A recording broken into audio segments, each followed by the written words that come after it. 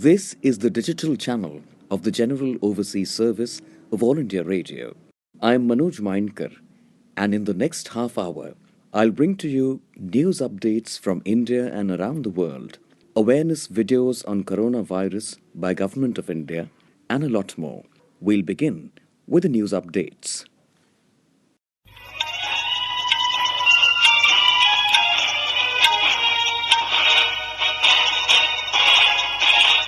This is the General Overseas Service of All India Radio. Namaskar. The news snippets. Read by Maria Albina Michael. The first set of 5 Rafale jets have arrived in India at the Indian Air Force Air Base at Ambala. These fighter aircrafts have been inducted into the Indian Air Force in a special ceremony by the Air Chief Marshal R.K.S. Bhadauria. The Rafale jets would increase India's air power capacity and would be a game changer. The aircrafts have superior operational versatility. 988,029 people have recovered from COVID-19 in India. 35,286 patients recovered in the last 24 hours. 408,855 tests were conducted for COVID-19 in the past 24 hours. Indian Railways freight loading figures are back to normal. 3.13 million tons of total freight was loaded on 27 July. However, Railways could lose revenue of 35,000 crore rupees due to limited number of passenger trains.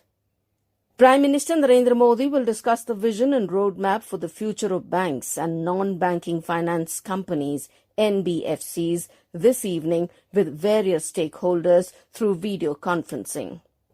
Prime Minister Modi will jointly inaugurate the new Supreme Court building of Mauritius tomorrow with Mauritius Prime Minister Pravind Jugnauth. The inauguration will take place through video conferencing. India had extended a special package of $353 million for construction of 5 projects in the country. The new Supreme Court building is part of that package. Only a limited number of pilgrims, including foreigners residing in the Kingdom of Saudi Arabia, will be allowed to perform the Hajj over the weekend. Pilgrims would need to quarantine before and after the pilgrimage. They would also be subjected to temperature checks and would need to maintain social distancing. The Saudi Minister for Pilgrimage Affairs, Mohammed Saleh Binten, has said. Russia could be the first country to approve a coronavirus vaccine. Russian officials say the drug could be out for public use in 2 weeks. However, concerns have been raised about the Russian drug's safety and effectiveness. New Zealand has suspended its extradition treaty with Hong Kong over the passage of national security laws by China. Earlier, the UK, Australia and Canada had suspended their extradition treaties with Hong Kong. And that is the end of the news snippets.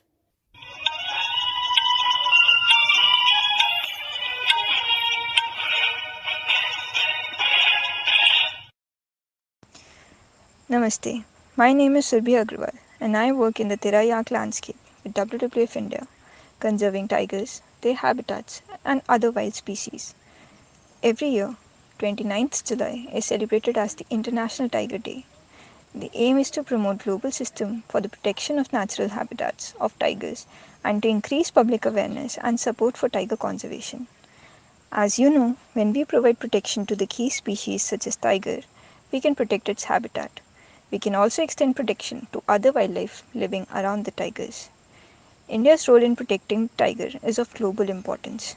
Because of this, India announced tiger as its national animal in 1973. Hunting of tigers has also been banned. India further initiated the conservation program known as Project Tiger. Because of this project, India has 50 tiger reserves containing 2,967 tigers today. The task of conservation is undertaken by the Indian Forest Department, the communities living in and around the protected areas, as well as various other government and non-government agencies. The support and contributions of the citizens of the country have also played an important role in conservation. Because of their efforts, India now holds 70% of the global population of wild tigers. According to the 2018 census, India has 2,967 wild tigers, and the population is increasing rapidly today. I would like to thank everyone and hope that despite the ongoing COVID pandemic, we will continue to support the tigers and help young conservationists like me in the future as well. Thank you. Greetings to the listeners of All India Radio. I am Nishtha Kavrani, and today we celebrate the International Tigers Day. So let's hear something about it. The tiger is the largest of the world's big cats, and this magnificent creature, with its distinctive orange and black stripes and beautifully marked face, is one of the most iconic animals on the planet. This day is dedicated to tigers. Tigers are considered as an umbrella species as their conservation saves many other animal species. According to the Global Tiger Initiative, tigers are indicators of the ecological wellness of planet Earth.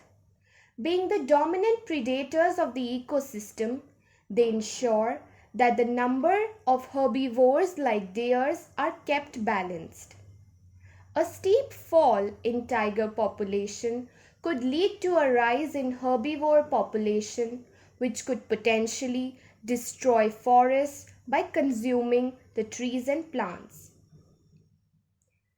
Forests have a huge role to play in preserving this earth that we live in. The realization that wild tiger population has dropped by more than 95% since the beginning of the 20th century has led to the creation of the Tigers Day. International Tiger Day is held on 29th July every year. It was launched in 2010 after the St. Petersburg Tiger Summit that had been called in response to the shocking news that 97% of all wild tigers had disappeared in the last century, with only 3,000 left alive. Tigers are on the brink of extinction, and International World Tigers Day aims to bring attention to this fact and try to halt their decline. Many factors have caused their numbers to fall, including habitat loss, climate change, hunting, and poaching, and Tigers Day aims to protect and expand their habitat and raise awareness of the need for conservation. Many international organizations are involved in this day, including WWF and IFAW and the Simpson Institute. The summit was held to raise awareness about the sharp decline in the number of wild tigers, leaving them on the brink of extinction. 13 tiger range countries participated in the summit, namely India, Bangladesh, Nepal, Bhutan, Myanmar, China, Indonesia, Thailand, Laos, Cambodia, and Vietnam. The summit was hosted by Russia. The summit decoded on the goal to increase the population of wild tigers to over 6,000 till 2022. The population of tiger across the globe dropped sharply since the beginning of the 20th century. But the good news for India is that now their number is on the rise.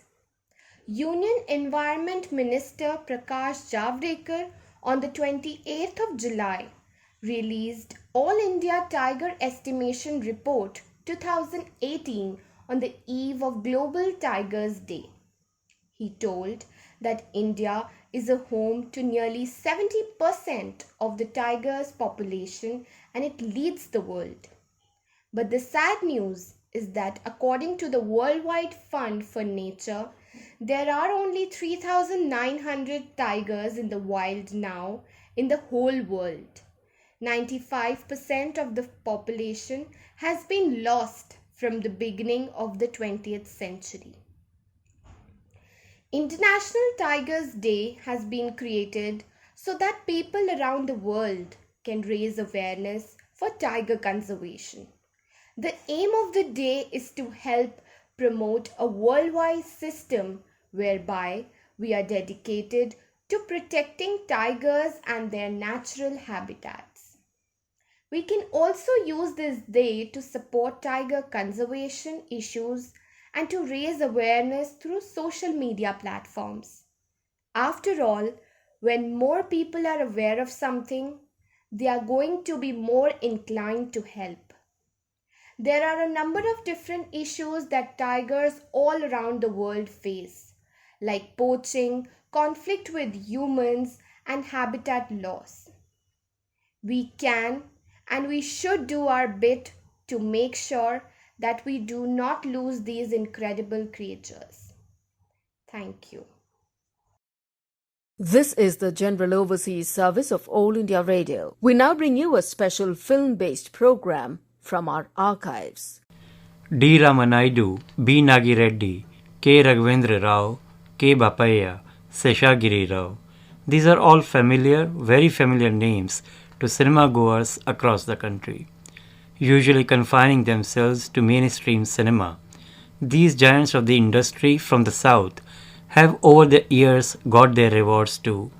Some like K. Raghavendra Rao, Bapaya and Seshagiri Rao got it in the form of commercial hits and popular acclaim.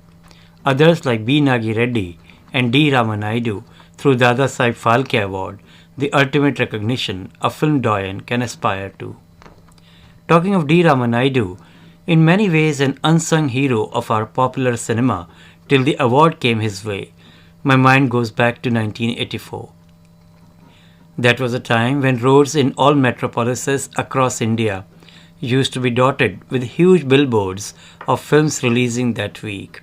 Faces and indeed the body of mega film stars painted in garish colors used to corner all the attention at traffic intersections.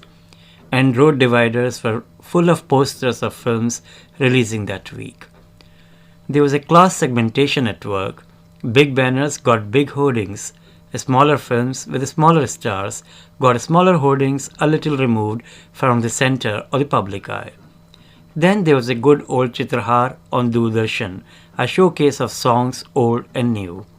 It happily showed songs of the films releasing that week. In today's marketing terminology, it would amount to MediaNet. Back then, in those innocent times, it was simply a question of keeping the viewers informed of the latest. It was a rare case then for a film to completely wipe out the competition from the roads of the cities and even play 2 or maybe even 3 songs in a television program meant to accommodate only 5 songs. That rare occasion came when D. Ramanaidu's Tohfa was about to be released. In the run-up to the film's release, young men were wooed with Sridevi's Risk song, Ek Aankh Maroon To, an Asha Bhosle chartbuster that burnt bright at the box office. Women and married men were happy to concentrate their energies on Jayaprada and her hundreds of saris in the song Pyar Ka Tohfa Tera. The drivers on the roads were distracted by the huge billboards of Tohfa that made sure no other film was able to enter people's mind. And many a men stopped by to take a peek at the posters showing Jitendra, Sridevi and Jayaprada in varying degrees of proximity. The film was declared a hit even before it completed a week's run at the box office. It was a smart, real smart packaging of the time-tested, time-tried formula film. One hero, 2 heroines with the predictable love equation. And D. Ramanaidu was able to strike a chord with cinema goers. He was not just a film producer, but a distributor and an exhibitor too. These facets of his professional repertoire helped him to understand what good publicity could do to a film. In the case of Tohfa, both Jayaprada and Sridevi had novelty value then, and Jitendra had his fans both in Andhra Pradesh and Delhi. It may be recalled, Sridevi was making a kind of a comeback to Hindi cinema then after a flop debut venture in Solva Savan. Jayaprada too, after the success of Sargam and Kamchor, wanted to widen her appeal. With D. Ramanaidu's business acumen, the film mustered up the numbers at the box office. A little later, D. Ramanaidu repeated success formula with the absolutely garish, undeniably loud Maqsad that was released at the beginning of summer holidays to capitalize on the vacation crowd. The film starred Rajesh Khanna and Jitendra in pivotal roles with the same heroines. It whipped up magic at the box office, with black marketers having a field day. Again, part of the credit for the film's success should go to D. Ramanaidu, who insisted that the film should be released after students' annual exams during the holiday period. Though the film was for family audiences, it was an out-and-out entertainer with some loud music. However, as always, D. Ramanaidu made sure there was a message in the end. He has always believed that Indians are value-bound people, and the common man prefers a message even at the end of an entertainer. It is this simple formula that has rich dividends for D. Ramanaidu, who has produced over 70-odd Telugu films, besides 16 Hindi films and only 2 less in Tamil. He has made films in every major language of the country, all but Punjabi. He is in the process of plugging up that loophole too. Yet he has always adjusted his sensibilities to the needs of a specific audience. He has had a successful run in all languages, partly because of his ability to adapt. His main focus has always been on choosing the right stars. Though comfortable with most stars of Telugu as well as Hindi cinema, he has signed Vanishri, the Telugu star, for maximum films. But in Hindi cinema, he used the services of Sridevi, Jayaprada, Rekha, and even Hema Malini, simply because people readily accepted them in the Hindi belt. Also realizing that our cinema is dictated by heroes, he has worked tirelessly with practically every big hero in Telugu and Tamil cinema. In Hindi too, he has worked with the likes of Rajesh Khanna, Mithun Chakravarti, Anil Kapoor, though he has done maximum movies with Jitendra. In his South Indian films, he has worked with the best, including N.T. Ramarao, Nageshwar Rao, Shivaji Ganeshan, Kamala Hassan, Chiranjeevi, and Rajinikanth.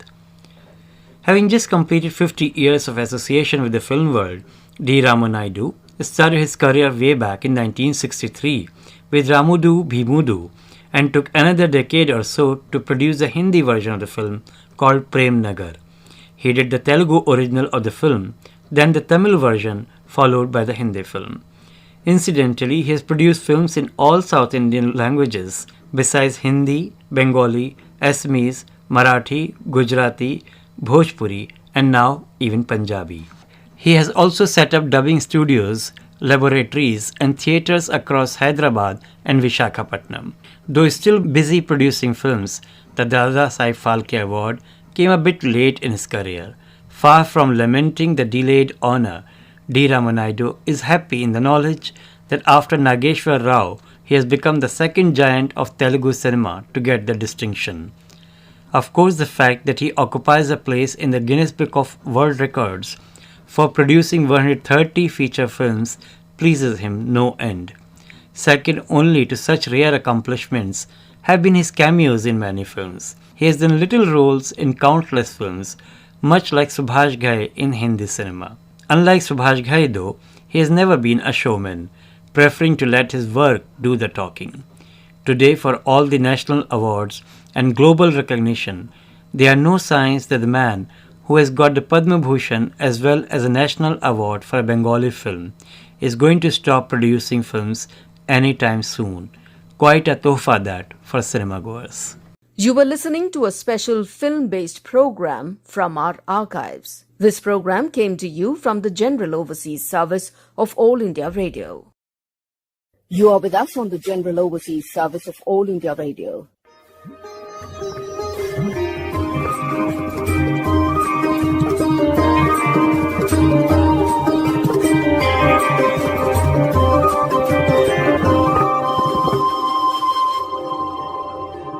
You are with us on the General Overseas Service of All India Radio. We now bring you today's commentary, India and UK towards a free trade agreement. It is scripted by Dr. Sanghamitra Sarma, strategic analyst on European affairs, and read by Kaushik Rai. With the announcement of India and the UK confirming to negotiate a free trade agreement FTA, the economic ties between the two countries have shown potential to gain a new momentum. The issue was discussed at the 14th Joint Economic and Trade Committee virtual meeting held between the two countries. It was co-chaired by India's Commerce and Industry Minister Piyush Goyal and the UK Secretary of State for International Trade Elizabeth Truss. A follow-up and to intensify efforts towards this objective, working groups will meet at frequent intervals in order to achieve some of the early harvest agreements. In addition, monthly meetings of Ministers of State and meetings between Mr. Goyal and Ms. Truss will also take place in New Delhi later this year. The statement released on the occasion outlined trade priorities through a joint trade review. The priority areas are life science and health, information and communications, technology, food and drink, chemicals and services, which will address non-tariff barriers to trade during the annual dialogue. As per the Ministry of Commerce and Industry, India's trade with the United Kingdom in 2017-18 was to the extent of US dollars 14.497 billion. While both sides noted the expansion of bilateral trade by 27% over the last 3 years, it must be noted that the bilateral trade relation between the two countries was reduced to $15.5 billion in 2019-20 from US dollars 16.87 billion in 2018-19. This decrease was attributed to the impact of the COVID-19. The entire pandemic situation, as well as the fact that as a non-member of the European Union, the UK is now permitted to have separate negotiations with other countries, have been successfully placed in favor of the bilateral economic relationship, which anyway needed a boost. In fact, British Prime Minister Boris Johnson had pledged a new and improved trade relationship as part of a truly special UK-India relationship during his election campaign in 2019. The Indian market represents a huge opportunity for the UK, which seeks to expand trade and explore new facets of partnership in the post-Brexit phase. India is very well placed to make the most out of the UK's post-Brexit economy, with well over 800 companies operating in the country, which contributes more than £460 million in corporate tax. As such, the commitment towards realizing the FTA is a step in the right direction. However, to fully realize the benefits of the agreement, further progress is expected to be made from the Indian side in reducing corporate tax rates, data privacy, and ease of doing business indicators. Investor-friendly policies can attract new and returning foreign investors and high net worth individuals (HNWI) who have departed over the past few years. On the other hand, India has been arguing for Mode 4 access for skilled professionals like doctors, engineers and ICT professionals in negotiating an FTA with the UK. The 2019 decision by the UK to announce a 2-year post-study work visa for international students and the introduction of the new points-based immigration system are encouraging developments in this connection. India has also been arguing for a favorable position which does not cause losses to the labor-intensive industries, textiles and apparel in comparison to their counterparts in UK like Vietnam and Bangladesh. Capitalizing on mutual strengths, working on economic complementarities and expanding the trade basket and reducing barriers to effective realization of an FTA thus are essential steps for upgrading India-UK economic ties to a new level. The UK has clearly identified India as a significant trade partner in the post-Brexit scenario. Prime Minister Boris Johnson is expected to adhere to the 31st December 2020 deadline to reach a post-Brexit trade deal with the European Union. All things considered, preparation for an FTA requires several issues to be discussed and resolved before its actual realization. But if effectively implemented, it has the potential to bolster economic cooperation between the two countries and take it to a new level.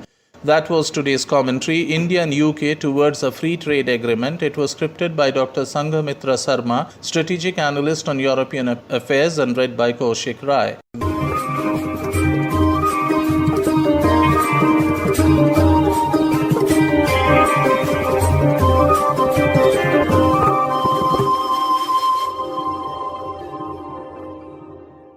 This commentary came to you from the General Overseas Service of All India Radio. This broadcast came to you from the digital channel of the General Overseas Service of All India Radio.